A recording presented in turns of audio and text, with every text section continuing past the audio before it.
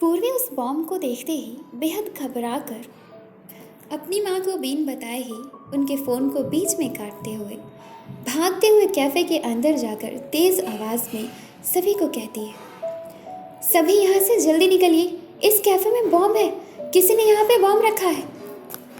कुछ ही पल में वहाँ भगदड़ मच जाती है। कैफ़े के सभी लोग कैफ़े के बाहर भागने लगते हैं। इतनी भगदड़ के कारण अभिजीत अपने कान से ईयरबड्स निकालकर सीधे पूर्वी के पास जाता है, लेकिन पूर्वी अभिजीत को नहीं देख पाती और भागते हुए गौतमी के पास जाती है, जो कि शांति से अपने चेयर पर बैठे पूर्वी की बातों को मजाक समझकर हर किसी के मज़े ले रही होती है। पूर्वी उसका हाथ पकड़कर खींचते हुए कहती है, गौतमी चल यहाँ से, ये कोई मजाक नहीं है जो तू चुपचाप बैठ करके देख रही है। इस कैफे में सच में किसी ने बॉम्ब रख दिया, चल तो जल्दी यहाँ से भाग। पूर्वी को गौतमी की तरफ जाता देख अभिजीत अपनी ही जगह पर खड़े होकर उसे देखने लगता है। पूर्वी गौतमी को किसी तरह जबरदस्ती कैफे के गेट के पास लेकर आती है। इतना कहकर गौतमी और पूर्वी दोनों ही कैफे से बाहर चली जाती हैं। सिचुएशन को जानने के लिए अभिजीत गौतमी और पूर्वी के साथ ही कैफे से बाहर निकल आता है। बाहर आने के बाद अभिजीत गौतमी से, गौतमी बात क्या है, सभी यूं अचानक से बाहर क्यों आ गए। गौतमी कहती है, क्योंकि इस कैफे में बॉम्ब है, ऐसा पूर्वी ने कहा है। सभी आपस में कुछ ना कुछ बातें करते हैं। उनमें से कई लोगों ने अपनी कितनी सारी चीज़ें कैफे में ही छोड़ रखी थी, जिसे वे सभी अब वापस लाने की बात कहते हैं आपस में ही। तभी पूर्वी परेशान होकर कहती है, अब तक बॉम्ब फटा क्यों नहीं, उसने तो 2 मिनट का ही टाइमर लगाया था। तभी एक वेटर पूर्वी से पूछते हैं, कहाँ रखा है वो बॉम्ब, किसने रखा है, तुमने देखा है। पूर्वी उस वेटर को जवाब देते हुए, हाँ उस डस्टबिन में रखा है। वो डस्टबिन की ओर इशारा करती है।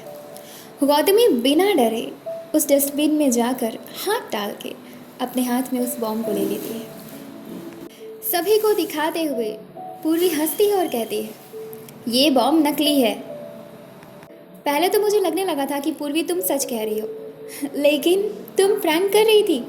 तुम मजाक भी कितने सीरियसनेस से करती हो, लगता ही नहीं है कि मजाक कर रही हो। वाह। इन सभी के बीच अभिजीत का रिएक्शन नॉर्मल ही था।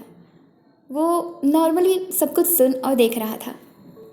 तभी गौतमी वहाँ खड़े सभी लोगों के सामने ये अनाउंसमेंट करती है।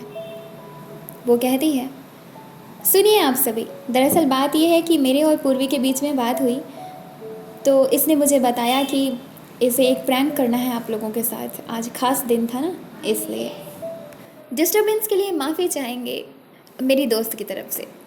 अब आप सभी कैफ़े में जा सकते हैं, यहाँ खतरे की कोई बात नहीं, ये बॉम्ब भी नकली है।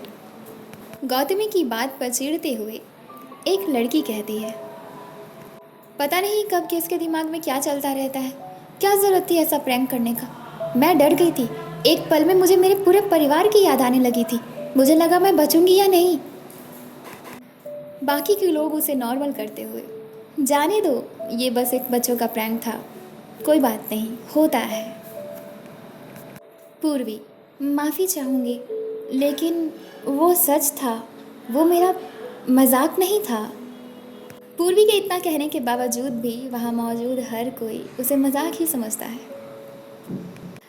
सभी वापस से कैफ़े के अंदर जाकर अपनी अपनी सीट पर बैठ जाते हैं और अपने अपने काम में लग जाते हैं।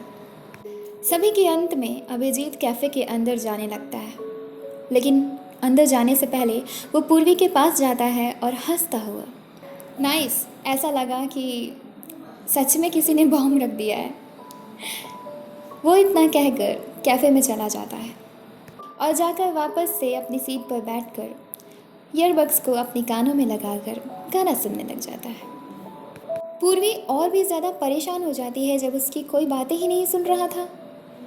पूर्वी गौतमी से परेशान होकर कहती है, यार लेकिन मैं सही कह रही हूँ, मैं गलत कहाँ कह रही हूँ, ये मेरा मजाक नहीं था, मैं कितनी बार बताऊँ, किसको किसको बताऊँ। गौतमी तू तो विश्वास कर यार। हाँ पूर्वी, कैफ़े के अंदर चलो, ऐसा गौतमी कहती है। गौतमी पूर्वी का हाथ पकड़कर उसे कैफ़े के अंदर ले जाती है, उसकी सीट पर बिठाकर उसे पानी देती है पीने को, कहती है, रिलैक्स रिलैक्स हो जाओ पूरी तरीके से। हाँ। गौतमी अपनी सीट पर बैठे हुए पूर्वी को कहती है, पूर्वी तुमने जो मजाक किया उससे सबको मज़ा आया, मुझे भरोसा है देखा तुमने, उस लड़की के अलावा और कोई नहीं चिढ़ा तुम्हारी बात से।